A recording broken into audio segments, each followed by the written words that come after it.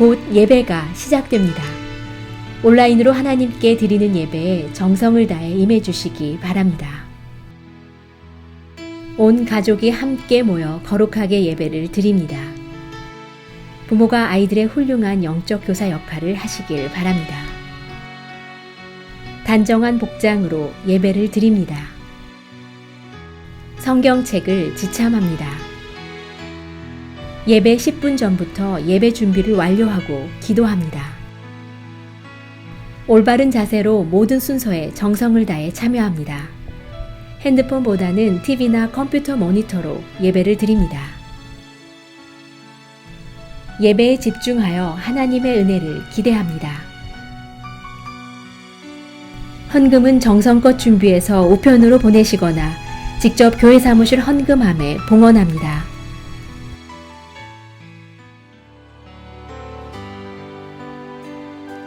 주의 음성을 내가 들으니 사랑한다 말일세. 맹는 마음으로 주께 가오니 나를 영접하소서. 한번 더 고백합시다. 주의 음성을 내가 들으니 사랑한단 말일세. 믿는 마음으로 주께 가오니 나를 영접하소서.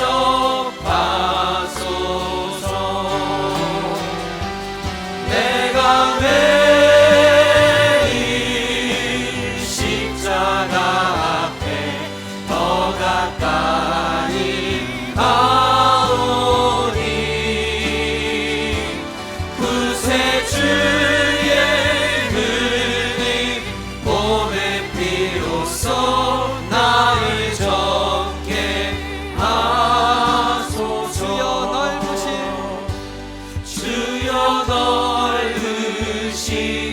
은혜 베푸사 나를 받아주시고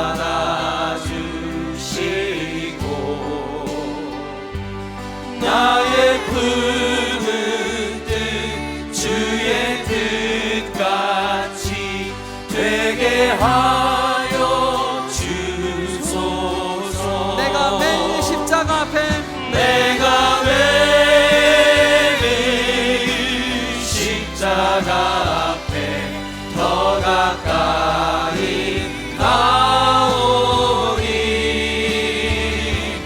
구세주의 눈이 봄의 비로소 나를 정케 하소서. 우리 4절 함께 찬양합시다. 우리 구주의 넓은 사랑을 증량할 자 없으며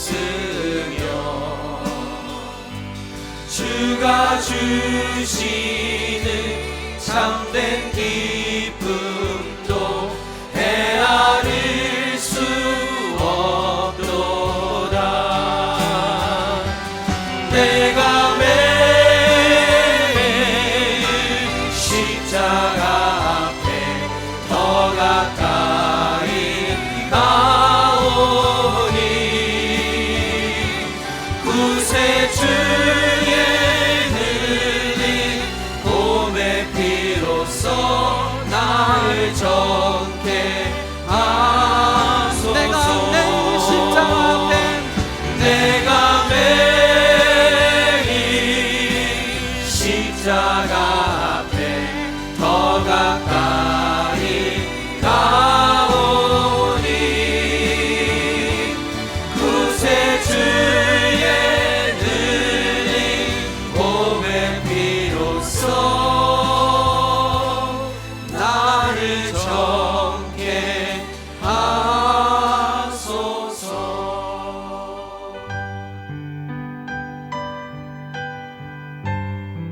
전능하신 하나님, 온 세계는 지금 코로나 팬데믹이라는 보이지 않는 전염병으로 삶의 터전이었던 일터를 잃었습니다.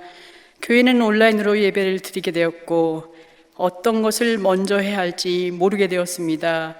우선 가족에 대해 좀 더 알아가기 시작했고 우리의 삶의 목표였던 성공은 더 이상 삶의 우선순위가 아니었다는 것을 알게 해 주셨습니다. 주님의 피조물인 우리는 주님 없이 한순간도 살아갈 수 없는 존재임을 고백합니다. 저희를 긍휼히 여겨 주시옵소서.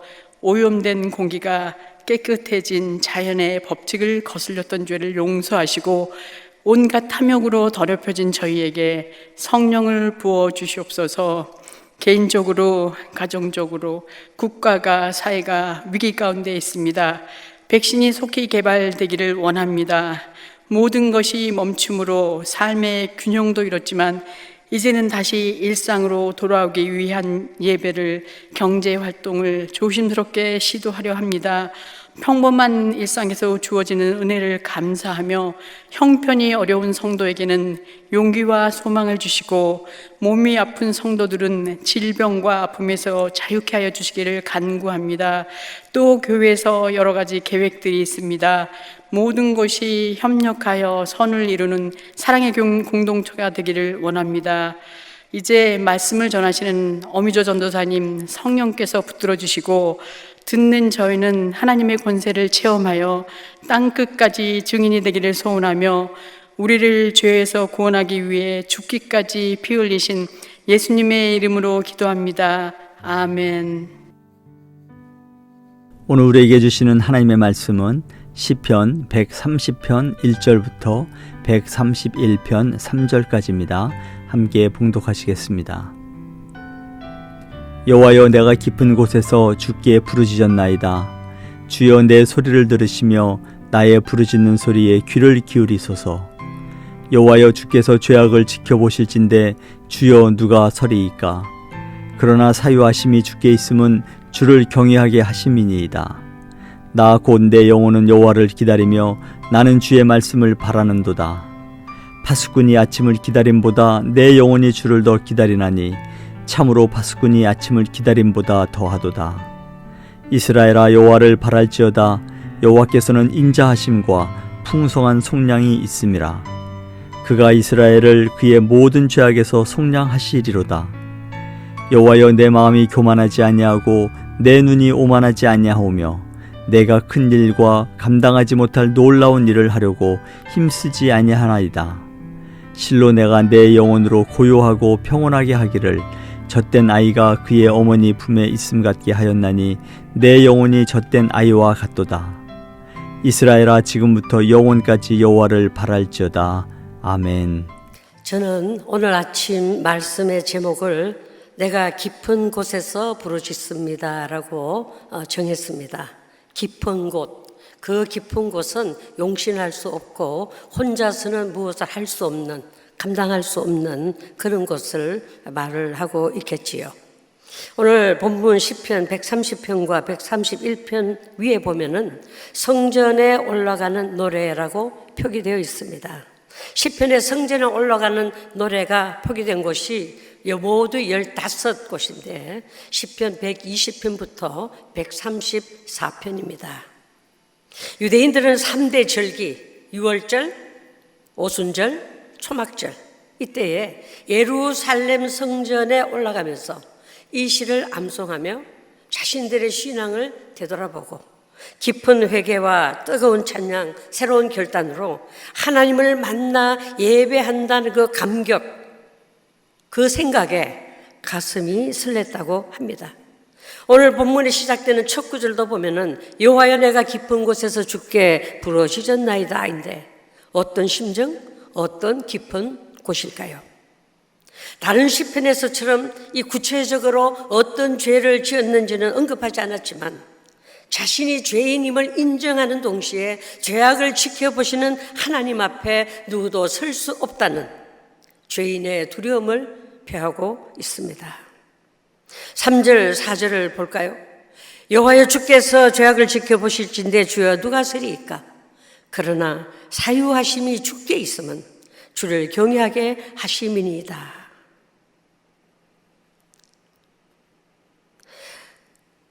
죄로 인한 고통을 표현하며 하나님께 용서를 구하고 있는 것입니다. 그리고 나의 엄청난 고통보다 더 크신 하나님이심을 나는 압니다라는 것이죠. 여러분, 욕심으로부터 나오는 죄를 이길 수 있는 것은 말씀으로부터 나오는 인자밖에 없음을 고백하고 있습니다. 욕심으로부터 나오는 죄도 정말 강하지만 말씀으로부터 나오는 인자보다 더 강할 수는 없음을 믿습니다라는 깊은 고백이 여기에 들어 있습니다. 왜냐하면 어두움이 빛을 이길 수는 없기 때문이죠.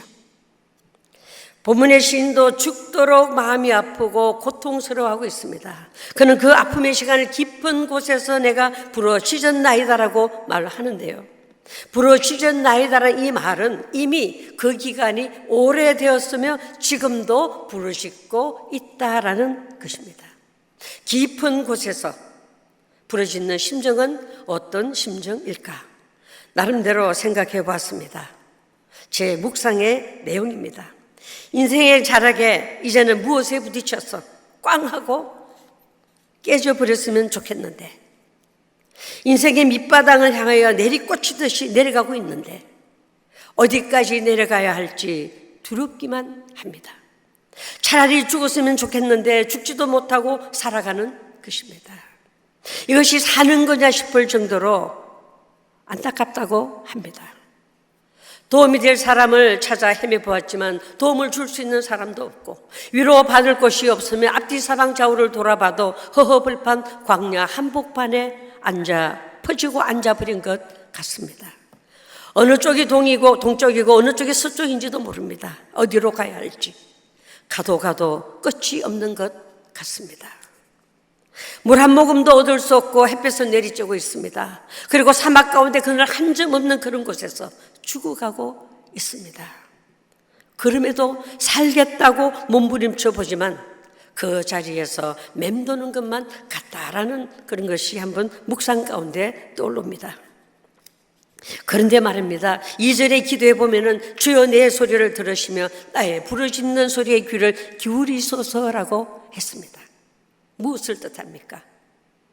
기가 막힌 상황에 빠져들었지만 그러나 그곳에서도 부르짖으면 내 간구를 들으시는 분이 있음을 믿는 믿음의 자세라는 것이죠. 지푸라기라도 잡아야 하는 바로 그때 그는 하나님을 향한 부르짖음으로 대신했다는 것입니다. 이 대목이 바로 오늘 우리에게 주시는 교훈임을 믿으시기 바랍니다. 이런 곳에서 시인은 이렇게 고백했지요. 여호와여 주께서 죄악을 지켜보실진데 주여 누가 서리이까? 주여 누가 서리이까? 하나님 나 좀 살려주세요. 그렇게 하다 보니까 자기 자신이 보이는 것입니다. 마음속에서 이런 소리가 들려올 수도 있습니다. 너 같으면, 내가 하나님이라면 너를 살려주겠니? 내가 여태까지 했던 일을 생각해봐라. 내가 복을 받을 짓을 한 것이 무엇이 있는데 이 정도의 고통, 이 정도의 벌, 그것만으로는 안 돼. 더 받아야 돼. 만약 이 소리가 들려진다면 어찌하겠습니까? 소름 끼치죠. 할 말이 없습니다. 뭐라고 하나님한테 할 말이 없는 것입니다. 내 하나님, 나를 돌아볼 때에 죄악으로 얼룩져진 내 자신의 모습에 견딜 수가 없습니다. 그런데도 불구하고 하나님마저도 나를 외면하신다면 나는 어떻게 해야 합니까? 나를 살려주실 분은 하나님 한 분밖에 없어요라고 부르짖고 있는 것이죠. 무엇을 의지하면서 부르짖을까요? 4절에 보니까 그러나 사유하심이 주께 있으면 주를 경외하게 하심이니이다. 하나님 당신께서 나를 용서해 주시면 나는 다시 하나님을 경외하는 자로 설 수 있지 않겠습니까? 주님이 나를 용서해 주시지 않으면 나는 이제 더 이상 갈 곳이 없습니다. 그런 고백입니다. 이 간청을 할 수 있는 근거가 성경이 어디에 있을까요? 우리가 너무나 잘 아는 성경 구절입니다. 시편 129편이죠. 내가 주의 신을 떠나 어디로 가며 주의 앞에서 어디로 피하리이까? 내가 하늘에 올라갈지라도 거기 계시며 내가 음부의 자리에 펼지라도 거기 계시나이다. 내가 새벽 날개를 치며 바다 끝에 가서 거할지라도 거기서도 주의 손이 나를 인도하시며 주의 오른손이 나를 붙드시리이다. 이 말씀을 기억하는 것이죠. 이 약속의 말씀 때문에 깊은 나락에 떨어져도 거기도 계실 주를 바라보는 믿음의 사람을 기다리고 계시는 인자와 자비의 하나님이심을 믿으시기 바랍니다. 이런 예화가 있습니다. 어느 날 나폴레옹이 이끄는 병사들 중에 한 병사가 두 번째 탈영을 시도했다가 붙들려 온 이야기입니다. 두 번째 탈영을 했기 때문에 최고형인 사형을 언도받았어요. 그런데 그의 어머니가 나폴레옹에게 달려와서 아들을 살려달라고 애원을 합니다. 그래서 나폴레옹은 이렇게 말합니다. 두 번씩이나 탈영한 당신의 아들을 위해서 이런 탄원을 하는 것은 의롭지 않다라고 합니다. 이럴 때에 그의 어머니는 이렇게 말을 합니다. 황제시여, 저는 의를 베풀어 달라고 탄원하는 것이 아니라 폐하께서 폐하께 자비를 구하고 있습니다. 저는 자비를 탄원하는 것이지 의를 탄원하는 것이 아닙니다라고 애절하게 탄원합니다. 이에 대해 나폴레옹은 단호하게 또 이렇게 말을 합니다. 한 번도 아닌 두 번씩이나 탈영을 한 당신의 아들은 자격이 없다라고 말을 하고 뿌리칩니다. 그러나 어머니는 또 단념하지 않고 다시 엎드려 간절하게 빕니다. 황제시여, 제 아들이 자격이 없기 때문에 국류를 구하는 것입니다. 제 아들이 자격이 없기 때문에 제 아들에게 자비를 베풀어 달라고 자비를 구하는 것입니다. 자격이 있다면 제가 왜 국률과 자비를 구하겠습니까? 그러나 폐하, 제 아들에게 당신의 자비를 베풀어 주십시오. 오늘 본문의 시인도 마찬가지인 것 같습니다. 하나님, 제가 나를 압니다. 말씀을 하지 않으셔도 나는 자비를 받을 자격이 없습니다. 하나님의 은혜와 하나님의 국률하심을 받을 자격이 없습니다. 그러기에 하나님, 당신의 자비와 국률을 구합니다라고 강구하고 있습니다. 여러분, 우리가 하나님 앞에 나올 때에 의인의 심정이 아니라 죄인의 심정으로 나오지 않습니까? 예수 그리스도의 보혈의 은총을 가슴에 안아야지만 나올 수 있는 죄인인 것은 부인할 수 없잖아요. 이미 찬송가 272장에는 우리가 무슨 심정으로 주님 앞에 나오는지 이렇게 잘 표현을 하고 있어요. 고통의 멍에 벗으려고 나왔습니다. 십자가 은혜 받으려고 나왔습니다. 복되신 말씀을 따르려고 왔습니다. 죄악을 벗어버리려고 나왔습니다. 영원한 집을 바라보고 나왔습니다. 맞으시죠? 7절, 8절에도 보면은 이스라엘아 여호와를 바랄지어다. 여호와께서는 인자하심과 풍성한 속량이 있음이라. 그가 이스라엘을 그의 모든 죄악에서 속량하시리로다. 할렐루야. 하나님께서 우리가 구하는 그 자비와 국률하심이 하나님께만 있음을 믿고 우리가 간구해야 합니다. 하나님께서는 그런 자를 기다리고 계실 줄 믿습니다. 사도 바울도 고린도 후서에서 이렇게 고백을 했잖아요. 우리가 사방을 우겨삼을 당하여도 쌓이지 아니하고, 답답한 일을 당하여도 낙심하지 아니하고, 박해를 받아도 버림받지 아니하고, 거꾸로 때림을 당하여도 망하지 아니하고, 우리가 항상 예수의 죽음을 우리 몸에 짊어지면 예수의 생명이 또한 우리 몸에 나타나게 하려 함이라. 그리고 계속해서 나오는 말씀이 무엇입니까? 주 예수를 살리시니까 예수와 함께 우리도 다시 살리사 너희와 함께 그 앞에 서게 하실 줄을 아노라. 그러므로 우리가 낙심하지 아니하노니 그 사람은 날까지나 속 사람은 날로 새로워진다고 고백을 하고 있습니다. 그러면서 우리가 잠시 받는 이 환난에 경한 것이 지극히 크고 영원한 영광의 그 중요한 것을 우리에게 이루게 함이니 했어요. 그러면서 하시는 말씀이 무엇입니까? 우리가 주목하는 것은 보이는 것이 아니요 보이지 않는 것이니 보이는 것은 잠깐이요 보이지 않는 것은 영원함이라. 이 말씀을 가만히 보면 이제는 끝났다, 죽었다, 그것은 문제가 아니다라는 것입니다. 눈에 보이는 것은 잠깐이고 우리 하나님이 지으신 영원한 집이 있지 않느냐라는 것입니다. 그것은 끝까지 포기하지 말고 끝까지 하나님의 약속의 말씀을 믿어라라는 하나님의 간절한 말씀입니다.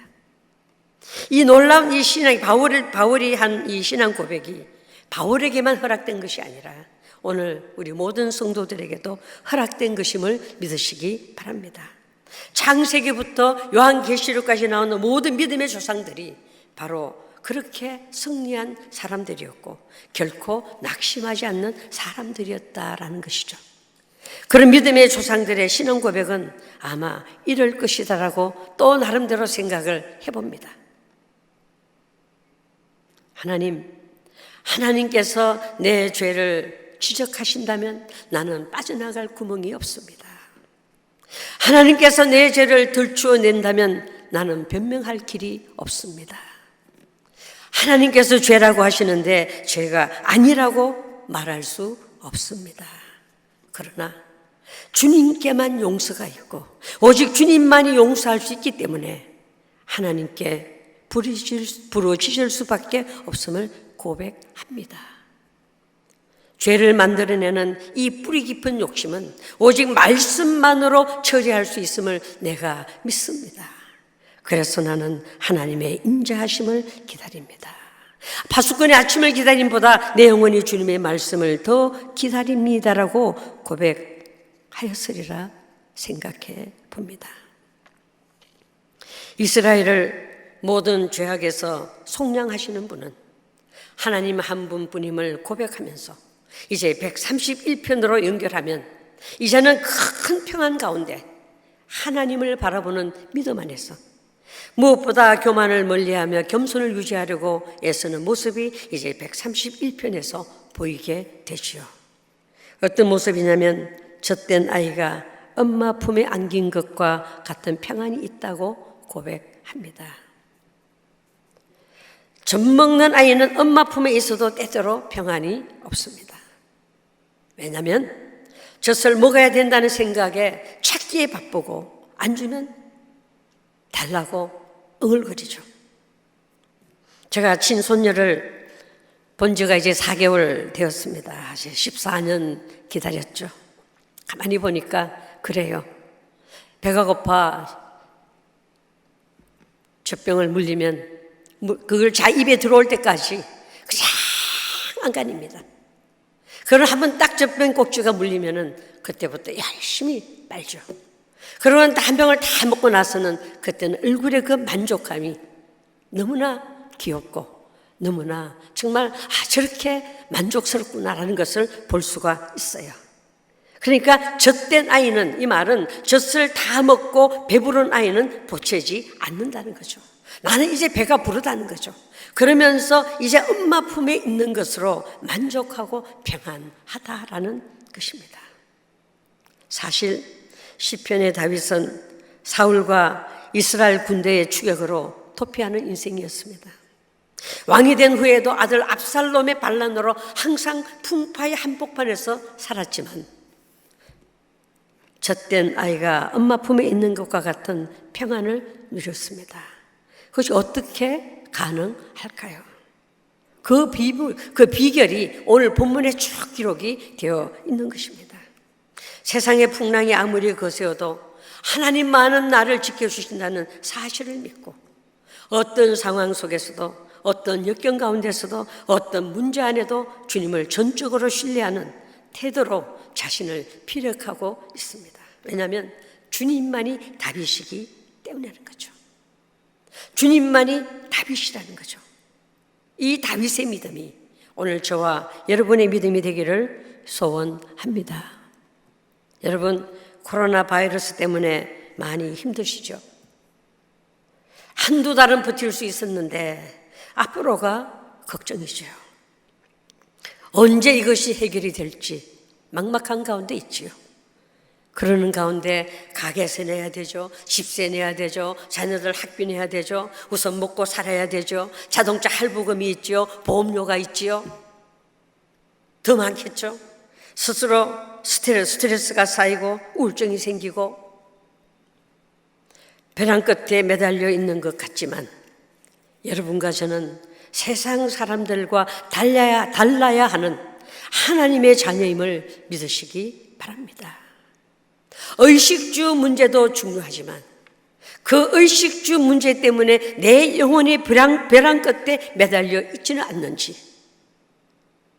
그 의식주 문제 때문에 내 영혼이 갈급하여서 정말 목말라하고 있는지는 않는지, 이 시간 하나님의 권능을 바라보며 말씀 앞에 무릎을 꿇고 머리를 조아려 주님이 뭐라 하시나 귀 기울여 보시지 않으시렵니까?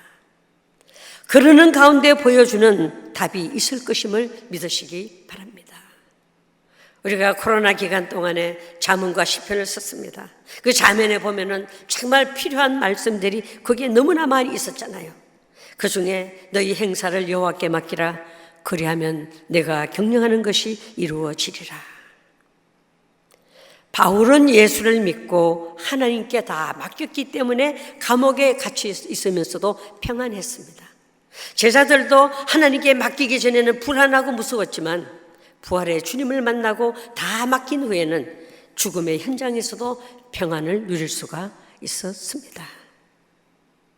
지금 우리 모두 걱정되는 일이 참 많이 있는 것은 사실이지만 걱정 속에 내 자신을 파묻어 버릴 것이 아니라 믿음의 조상들처럼 하나님께 맡기고 먼저 그동안의 내 자신의 신앙생활, 나의 영적 생활을 뒤돌아보는 시간 가져보았으면 합니다.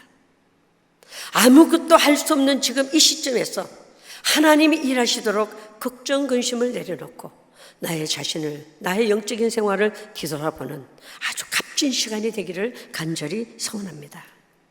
자익은 타익은 간에 지금 주어진 시간, 이 상황은 너나 나나 다 똑같습니다. 그런데 이 시간에 주님과 더 가까워지는 절호의 찬스로 만들어 보았으면 합니다. 우리가 수요일 날마다 이게 본당에서 예배 드릴 때에 수요일 때 많이 불렀던 복음성가 나는 믿네. 여러분 기억하시죠? 곡이 좀 어려워서 제가 부르지는 못하겠고요. 나는 믿네라는 그 가사에서 주시는 엄청난 그 도전, 그것이 오늘 본문과 연결시켰으면 좋겠어서 제가 가사를 읽어드리겠습니다. 내게 허락하신 시련을 통해 나의 믿음도 강하게 자라나고 험한 산과 골짜기 지나는 동안 주께 더 가까이 나를 이끄시니 내가 겪는 시험이 어렵고 힘겨워도 내 주님보다 크지 않네.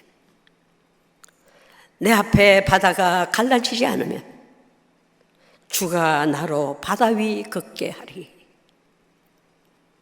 내 앞에 바다가 갈라지지 않으면 주가 나로 하여금 바다 위를 걷게 하리. 다시 한번 말씀드립니다. 내 앞에 바다가 갈라지지 않으면 주가 나로 하여금 바다 위 걷게 하리. 나는 믿네 주의 능력으로 내 삶 새롭게 되리. 나는 믿네 주의 능력으로 담대히 나아가리라. 주와 함께 싸워 승리하리라. 날마다 믿음으로 나 살아가리. 기억하시기 바랍니다. 여러분 앞에 바다가 갈라지지 않으면 주님께서 여러분들로 하여금 바다 위를 걷게 하실 하나님이신 줄 믿으시기 바랍니다. 마지막으로 오늘 본문 마지막 3절의 고백을 다시 한번 듣습니다. 뭐라고 했습니까? 이스라엘아 지금부터 영원까지 여호와를 바랄지어다. 이스라엘아 지금부터 영원까지 여호와를 바랄지어다. 여기에 이번에는 아무개야 지금부터 영원까지 여호와를 바랄지어다 하신다면 여러분들의 이름을 거기에 넣고 아무개야 지금부터 영원까지 여호와를 바랄지어다 하신다면 뭐라고 대답하시겠습니까? 네, 그렇게 하겠습니다. 내 앞에 바다가 갈라지지 않으면 나로 하여금 바다 위를 걷게 하시는 그 하나님을 바라보며 지금부터 영원까지 여호와만 바라겠습니다라고 하는 이 깊은 곳에서의 부르짖음이 저와 여러분의 믿음의 결단으로 고백되어 질 수 있기를 간절히 소원합니다.